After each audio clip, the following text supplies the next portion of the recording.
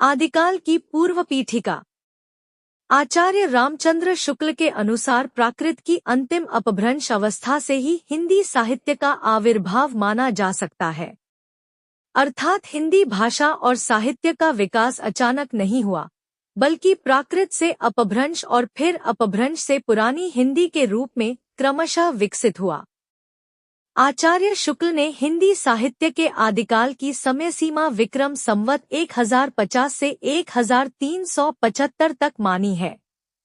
यह काल लगभग महाराज भोज के समय से लेकर हम्मीरदेव के समय के कुछ पीछे तक विस्तृत माना जाता है। इस काल में राजाओं के आश्रय में रहने वाले कवि और चारण अपनी काव्य रचनाओं के माध्यम से अपने आश्रयदाता राजाओं के शौर्य, पराक्रम और युद्धगाथाओं का वर्णन किया करते थे।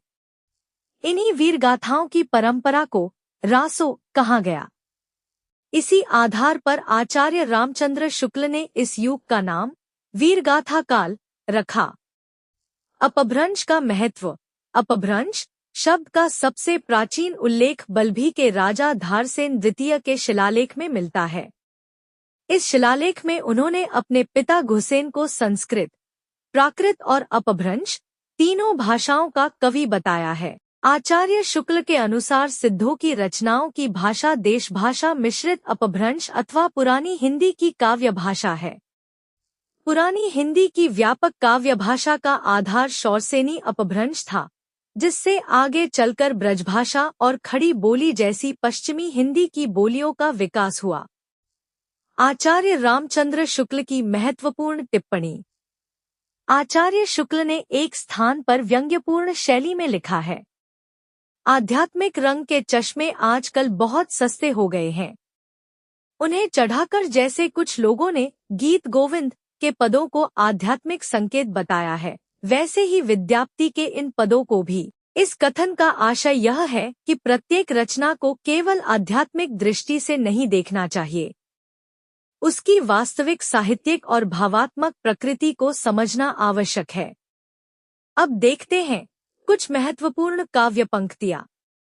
सबसे पहले देवसेन की प्रसिद्ध कृति श्रावकाचार से, जो जिन सासन भाष्यों सो भई कहियड़ सारू, जो पाले सई भाव करी सो सरी पावई पारू। यह पंक्ति जैन धर्म के सिद्धांतों और सदाचार का संदेश देती है। अब सरहपा की प्रसिद्ध पंक्तियां। पंड्य सल सत्त बखानई, देही रुद्ध बसंत न जानई, अमणाद मण न तेन विखंड्य, तुवी निलज्जई भनई हऊ पंडे। यहाँ सरहपा केवल बाहरी पांडित्य पर व्यंग्य करते हुए सच्चे ज्ञान का महत्व बताते हैं। उनकी दूसरी प्रसिद्ध पंक्ति, जही मन पवन न संचरई, रवि ससी नाही पवेश, तही वत चित्त विसाम करू, सरह कहियो वेश। इसमें मन की एकाग्रता और आत्मिक शांति का संदेश दिया गया है। सरहपा की एक और प्रसिद्ध पंक्ति, घोर अधारे चंदमणे जिमी उज्जो करेई, परम महासु एषु कणे दुर्य अशेष हरेई। यहाँ महासुख की आध्यात्मिक अवधारणा का वर्णन किया गया है। अब लुइपा की प्रसिद्ध पंक्तियां। का तरुवर पंच विडाल, और भाव न होई अभाव न जाए। ये पंक्तियां जीवन के दार्शनिक सत्य को अभिव्यक्त करती हैं। अब विरूपा की प्रसिद्ध उक्ति, सहजे थर करी वारुणी साध। यह सहज साधना के महत्व को प्रकट करती है। अब कण्हपा की प्रसिद्ध पंक्ति, एक न किज्जई मंत्र न तंत्र। इसका आशय है कि केवल मंत्र और तंत्र से नहीं, बल्कि साधना और अनुभव से वास्तविक ज्ञान प्राप्त होता है। परीक्षा की दृष्टि से याद रखें। आचार्य रामचंद्र शुक्ल ने आदिकाल की समय सीमा संवत 1050 से 1375 मानी। उन्होंने इस काल को वीरगाथा काल नाम दिया। हिंदी साहित्य का उद्भव प्राकृत की अंतिम अपभ्रंश अवस्था से माना जाता है। अपभ्रंश शब्द का प्रथम उल्लेख धारसेन द्वितीय के शिलालेख में मिलता है। सिद्ध साहित्य की भाषा देश भाषा मिश्रित अपभ्रंश या पुरानी हिंदी मानी जाती है। पुरानी हिंदी की काव्य भाषा का आधार शौरसेनी अपभ्रंश है। 6 कण्हपा। हालो डोंबी तो पुछमी सद्भावे सद्गुरु पा पय जाय पुणु जिनोरा। यह पंक्ति सिद्ध कवि कण्हपा की है। परीक्षा में इसे कण्हपा की रचना के रूप में अवश्य याद रखें। 7 हेमचंद्र भल्ला हुआ जो मारिया तथा पिया संगमी कौ निदड़ी। ये दोनों प्रसिद्ध पंक्तियां हेमचंद्र से संबंधित हैं। 8 डोंभिपा गंगा जमुना माझे बहैरे नाई। यह पंक्ति सिद्ध कवि डोंभिपा की है। 9 कण्हपा नगर बाहिरे डोंबी तोहरी कुड़िया छई छोई जाय सो बाह्य नाड़िया। और जिमी लोण बिलिजई पानी एही तिमी धरणी लई चित्त। ये तीनों पंक्तियां कण्हपा की हैं और परीक्षाओं में बार बार पूछी जाती हैं। 10 विद्याप्ति देसिल बैना सब जन मिठा ते तनसन जंपो अवहट्ठा। यह पंक्ति विद्याप्ति की प्रसिद्ध कृति कीर्तिलता से ली गई है। इसी प्रकार हिंदू बोले दूर ही निकार छोटे तरुका भभकी मार। यह भी विद्याप्ति की कीर्तिलता से है। 11 पृथ्वीराज रासो मनु कला सस्भान कला 1600 बन्य विकसी कमल स्त्रिग भ्रमर बेनु खंजन मृग लुट्टिए। इसके अतिरिक्त बज्जिए घोर निसान रान चौहान चहुदिस और उट्टी राज पृथ्वीराज बाग मनो लघवीर नट। ये सभी पंक्तियां पृथ्वीराज रासो से उद्धृत हैं। 12 जगनिक 12 बरिस लै कुकर जिए और 13 लौ जय सियार। बरिस 18 छत्री जिए आगे जीवन को धिक्कार। यह प्रसिद्ध वीर रस की पंक्ति जगनिक की है। 13 अमीर खुसरो एक थाल मोती से भरा एक नार ने अचरज किया गोरी सोवे सेज पर मुख पर डारे केस मेरा जोबना नवेलरा भयो है गुलाल। ये सभी प्रसिद्ध पहेलियां एवं लोकगीत शैली की रचनाएं अमीर खुसरो से संबंधित हैं। 14 अमीर खुसरो जे हाल मिसकी मकुन तगाफुल दुराए नैना बनाए बतिया। यह अमीर खुसरो की प्रसिद्ध हिंदवी फारसी मिश्रित गजल का अंश है। 15 विद्याप्ति पदावली सरस वसंत समय भल पावली तथा काली कहल पिय साझहिरे जाय मई मारू देस। ये दोनों पद विद्याप्ति की पदावली से लिए गए हैं। परीक्षा की दृष्टि से याद रखें। कण्हपा डोंबी एवं योग साधना संबंधी पद। हेमचंद्र अपभ्रंश के प्रसिद्ध कवि।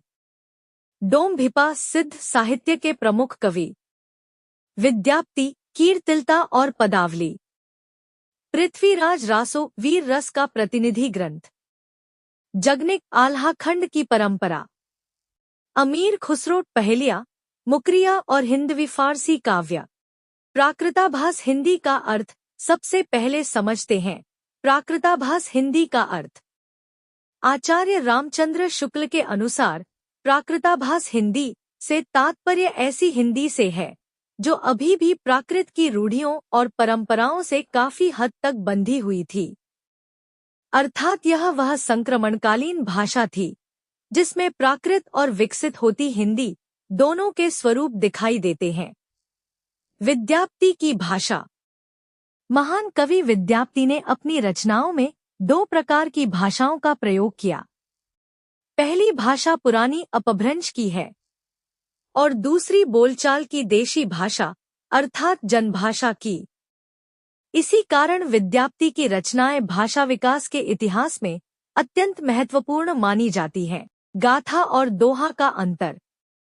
परीक्षा में अक्सर पूछा जाता है कि गाथा और दोहा में क्या अंतर है। गाहा या गाथा शब्द से प्राकृत भाषा का बोध होता है, जबकि दोहा या दुहा शब्द अपभ्रंश अथवा लोक प्रचलित काव्य भाषा का संकेत देता है। इस तथ्य को विशेष रूप से याद रखें। भरतमुनि का मत। भरतमुनि ने अपने प्रसिद्ध ग्रंथ नाट्यशास्त्र में अपभ्रंश शब्द का प्रयोग नहीं किया। उन्होंने लोक में प्रचलित भाषा को देशभाषा कहा। यह तथ्य हिंदी भाषा के विकास को समझने की दृष्टि से अत्यंत महत्वपूर्ण है। अपभ्रंश का प्रारंभ। विद्वानों के अनुसार अपभ्रंश अथवा प्राकृताभास हिंदी की रचना विक्रम संवत की 7वीं शताब्दी से प्रारंभ हो चुकी थी। यही भाषा आगे चलकर हिंदी साहित्य की आधार भूमि बनी। अब बात करते हैं 84 सिद्धों की। हिंदी साहित्य के आदिकाल में 84 सिद्धों का अत्यंत महत्वपूर्ण स्थान है। इन सिद्ध कवियों ने लोकभाषा और अपभ्रंश में रचनाएं लिखकर हिंदी साहित्य की नींव को मजबूत किया।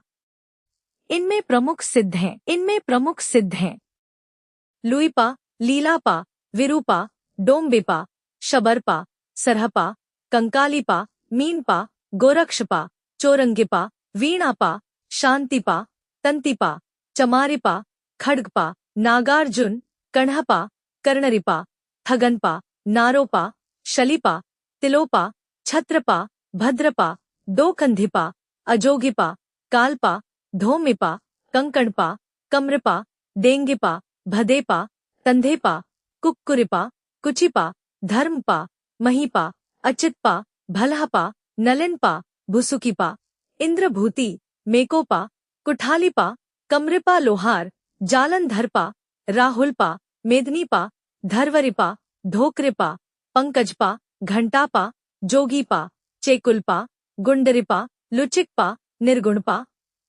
जयानंत, चरपटीपा, चंपकपा, भिखनपा, भलिपा, कुम्रिपा, चवरिपा, मणिभद्रा, मेखलापा, कनखलापा, कलकलपा, कंतालीपा, धहुलिपा, उधलिपा, कपालपा, किलपा, सागरपा, सर्वभक्षपा, नागबोधिपा, दारिकपा, पुतुलिपा, पन्हपा, कोकालिपा, अनंगपा, लक्ष्मीकरा, समुदपा और भलिपा।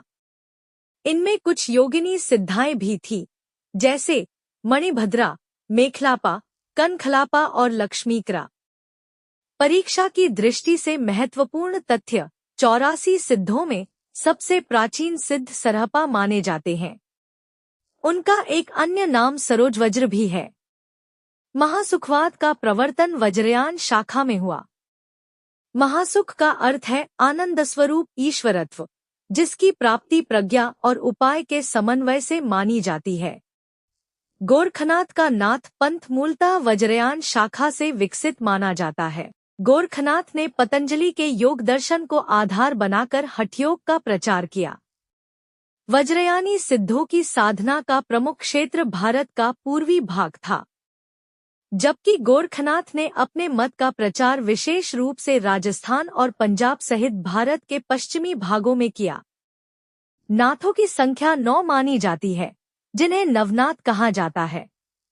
गोरक्ष सिद्धांत संग्रह के अनुसार नवनाथ हैं नागार्जुन, जड़ भरत, हरिश्चंद्र, सत्यनाथ, भीमनाथ, गोरक्षनाथ, चरपटनाथ, जलंधरनाथ और मल्यार्जुन। परीक्षा की दृष्टि से याद रखें। प्राकृताभास हिंदी प्राकृत की रूढ़ियों से बंधी हिंदी। विद्यापति ने 2 भाषाओं, पुरानी अपभ्रंश और देशी भाषा, का प्रयोग किया। गाथा प्राकृत, दोहा अपभ्रंश। भरत मुनि ने अपभ्रंश के स्थान पर देशभाषा शब्द का प्रयोग किया। 84 सिद्धों में सबसे प्राचीन सिद्ध सरहपा है। महासुखवाद का संबंध वज्रयान से है। गोरखनाथ हठयोग के प्रमुख प्रवर्तक माने जाते हैं। नाथों की संख्या 9 मानी जाती है। सबसे पहले बात करते हैं सिद्धों की। सिद्ध परंपरा में सबसे प्राचीन सिद्ध सरहपा माने जाते हैं। इनका एक अन्य नाम सरोजवज्र भी है। हिंदी साहित्य के विकास में सरहपा का अत्यंत महत्वपूर्ण योगदान माना जाता है और इन्हें सिद्ध साहित्य का प्रमुख प्रवर्तक माना जाता है। अब बात करते हैं महासुखवाद की। महासुखवाद का प्रवर्तन वज्रयान शाखा में हुआ। यहाँ महासुख का अर्थ है आनंद स्वरूप ईश्वरत्व। वज्रयान मत के अनुसार प्रज्ञा और उपाय के समन्वय से साधक इस महासुख की अवस्था को प्राप्त करता है। इसलिए महासुखवाद केवल दार्शनिक विचार नहीं, बल्कि साधना की एक विशेष अवधारणा है। अब जानते हैं गोरखनाथ के बारे में। गोरखनाथ का नाथपंथ मूल रूप से वज्रयान शाखा से विकसित माना जाता है।